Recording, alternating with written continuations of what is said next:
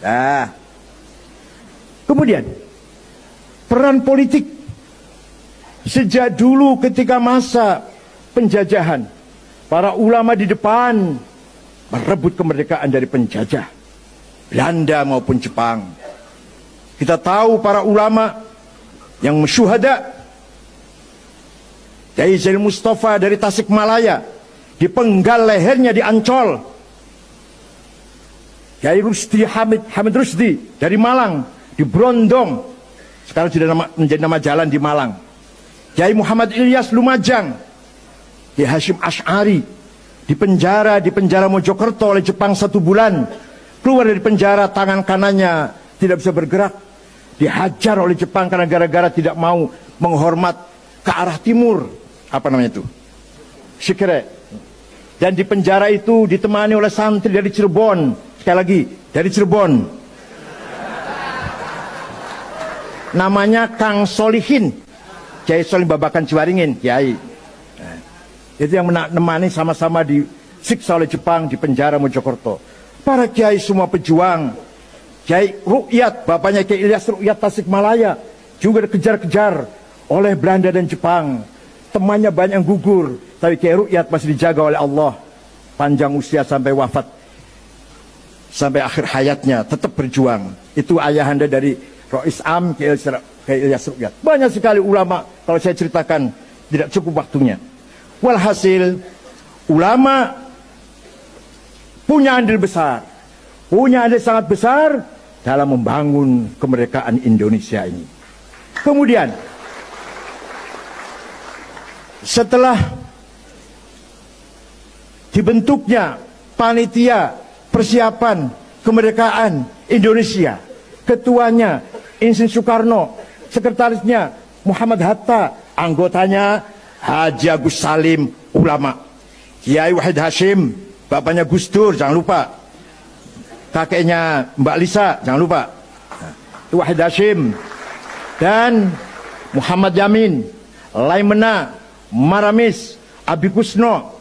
Dah, itu semua adalah para ulama bersama pemimpin-pemimpin nasionalis menjadi panitia yang mempersiapkan kemerdekaan Indonesia ini. Dikira para ulama bisa cuma tahlil aja, Pak? Ya Allah. Tahlil pinter, berjuang pinter. Kemudian tahun 45 merdeka, 17 Agustus 45 merdeka. Baru merdeka Agustus, September, Oktober ada ancaman dari sekutu akan mengirim pasukan dengan manipulasinya atau ditutupin bahwa mereka datang akan mencari tahanan-tahanan Belanda yang dipenjara oleh Jepang. Jadi nggak akan perang, cuma akan mencari sisa-sisa di dalam penjara Belanda yang dipenjara oleh Jepang. Ternyata bawa senjata berat. Bung Karno, Pak Hatta, Jenderal Sudirman musyawarah, berunding. Gimana ini? Jadi lawan. Yang lawan siapa? Ya siapa? TNI baru saja istirahat perang, masih capek. Jadi gimana? Rakyat yang melawan. Intifadah. Intifadah bahasa Arab artinya ngeroyok lah. Pakai ketepel, pakai kayu, pakai batu, bata. Oke, bagus intifadah. Tapi yang bisa mengerahkan rakyat supaya berani intifadah siapa? Nah itu. Dicari oleh tiga orang ini. Bung Karno, Pak Hatta, dan Sudirman.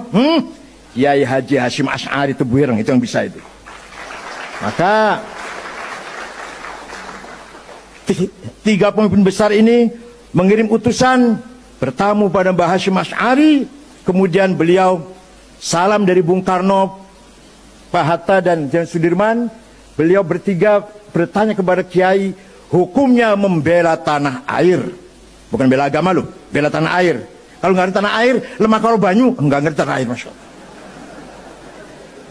Kiai Hashim Asy'ari mengumpulkan para ulama dari Banten Menes Kiai Abdul Rahman, dari Bogor Pagentongan Kiai Abdul Hamid, dari Majalengka Kiai Abdul Halim, dari Cirebon Kiai Abbas, dari Buntet Kiai Amin Babakan Ciwaringin, Kiai Satori Arjawinangun, dari Indramayu Kiai Sujai Segeran, dari Semarang Kiai Ridwan, dari Lasem Kiai Maksum, dari Kudus Raden Asnawi Kudus, dari Cepu Kiai Usman, dari Lombok Tengah Guru Faisal, bertemu tanggal 20 di Tebuireng sampai tanggal 22 Oktober, keputusannya bahwa membela tanah air hukumnya fardhu ain. Semua orang wajib membela tanah air, tidak pandang bulu, yang kaya, yang miskin, yang berpendidikan, yang buta huruf, wajib bela tanah air. Fatwa itulah yang terkenal dengan fatwa resolusi Hasyim Asy'ari, yang bisa menggerakkan masyarakat Surabaya, Pasuruan, Gresik, Sidoarjo, Mojokerto, Madura melawan nikah, kedatangan nikah. Peperangan dipimpin oleh, lah ini jangan kaget, dipimpin oleh singa dari Cirebon. Tenang. Namanya Kiai Abbas dari Buntet Cirebon. Mengambil sebuah markas rumah di desa Siwalan Kerto, Gang Pabrik Kulit, Jalan Ahmad Yani, Surabaya. Di situ markasnya. Peperangan terjadi, korban sangat banyak, tapi alhamdulillah kita menang. Kiai Abbas Buntet menjatuhkan pesawat 3, hanya dilempar dengan biji tasbihnya. Percaya silahkan, enggak apa-apa.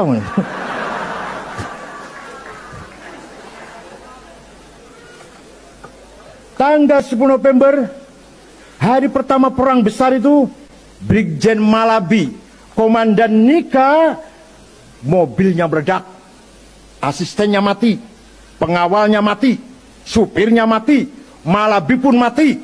Yang masang bom di mobilnya Malabi